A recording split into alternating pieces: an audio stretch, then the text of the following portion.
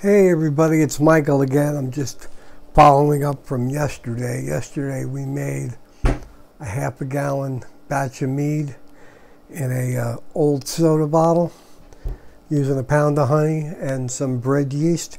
So I just want to follow up today on the progress of it, what it should be look like, what should we be doing from now on. So we take a look at it. We got a nice brown color. We have some fruit that was floating to the top, lots of bubbles. Let me show you the activity that's going on here. Let's see if you can see that. We got some nice bubbles. So that's the yeast breaking down the sugars, and that's the CO2 rising to the top. And we got some good activity in there. So we know that our yeast is alive, converting that sugar into alcohol. And what should we do now?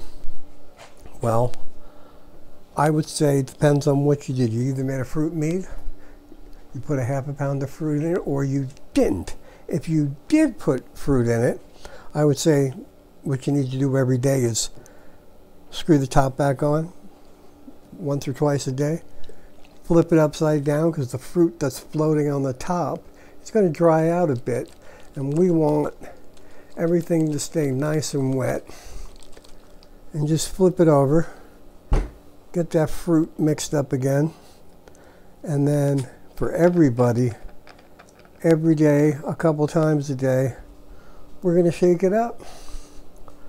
We're going to shake it up because that yeast breaking down that sugar produces a lot of CO2, and we want to get some of that CO2 out of there, and this is called degassing.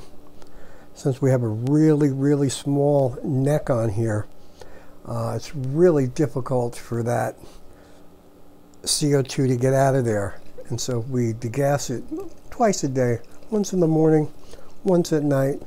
Give it a swirl for about 5 or 10 minutes.